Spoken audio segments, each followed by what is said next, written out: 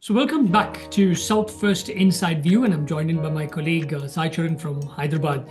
Sai, very interesting article you have written over here. I like the heading.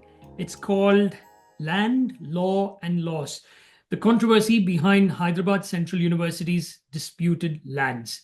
So, what's this dispute all about?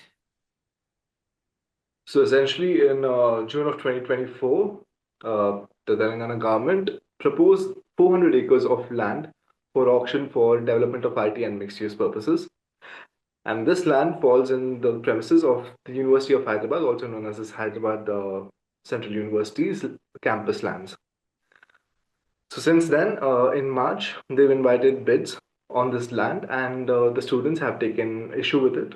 They've organized under the banner of Save City Forests, which includes students, teaching staff, non-teaching staff, and environmental activists and general normal citizens of Hyderabad.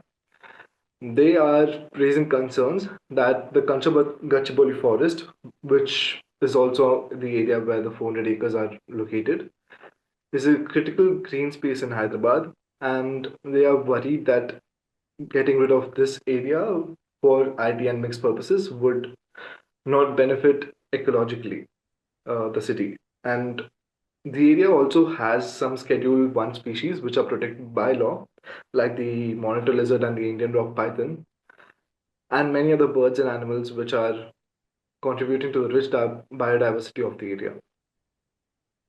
Your article, you state that the government says that, and they insist, the auction supports economic growth and excludes ecologically sensitive areas. What's that?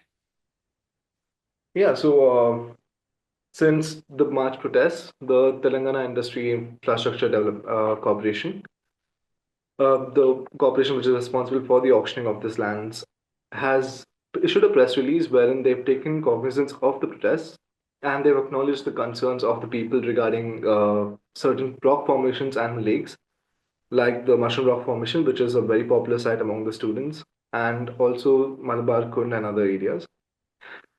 So they've noted that they're going to devise an environment management plan, an EMP, which is going to help them preserve these areas but also develop the lands around them. However, they are still asserted that this land belongs to the government and that they will go forward with the auction. Tell me something. Before this recording, you were telling me something about a survey that was apparently done, which the government says survey was done, but the university says there was no survey as such. What's that?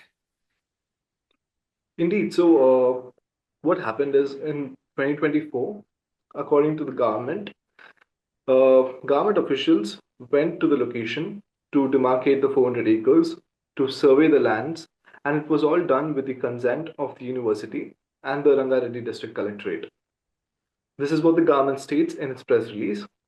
However, when I called up the university for a confirmation, they have stated that there was no such survey done in 2024 or ever. They're stating that they are not aware of all of these, and the TGISC has also provided a map of the 400 acres that they plan to auction off.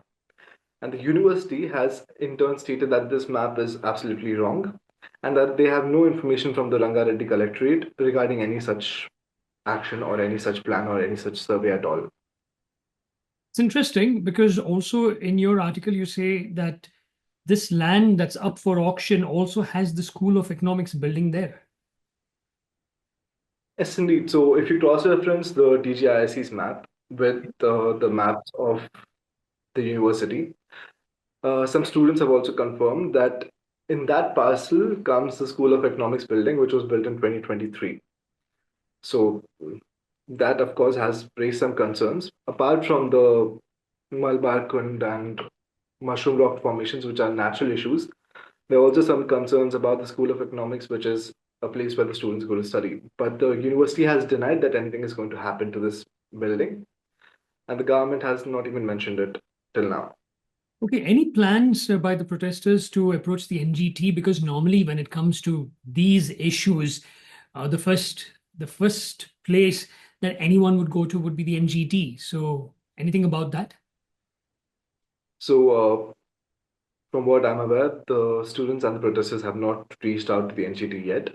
However, they have filed a petition in the Telangana High Court for which the High Court is demanding a response from the government in the first week of April. Okay.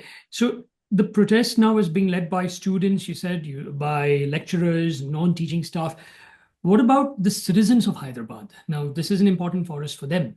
It's a lung space. What are you hearing from the citizens per se? So during the height of the protests, the citizens were very passionate about it, and everybody was concerned because Hyderabad is a rapidly growing city and its green cover is falling. Even according to the Indian State of Forestry reports of 2023, you can see that Hyderabad has very little, if at all, any forests that actually count. So this space is a very critical one to the citizens and to the ecology of Hyderabad, and the citizens are concerned, as are the students, because this is their campus at the end of the day. Sai, So, does this not bother the government that there is a shrinking forest cover or green cover in the city, and yet they want to go ahead and destroy this?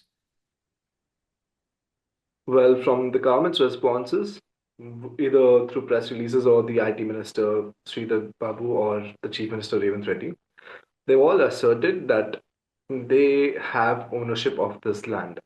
They've not taken a stance on the ecological issues, but they have asserted that they have ownership of this land. Okay, let them have And ownership of the land, but are they not bothered about, preserving green space? They can own it. they have not talked about it yet because to them, this move is meant to drive development in different areas. Again, they plan to develop ID and mixed purposes parks in the area, and to them, that development is overturns the development of ecology. Okay. Just keep track of what really happens over there from the students' point of view, from the government, and also the university. It would be interesting to note how the government goes about this and how the students, in fact, students are very strong. And if they really want to, they will be able to save this. So let's see what happens. Thanks, Sai. Thank you, Nolan.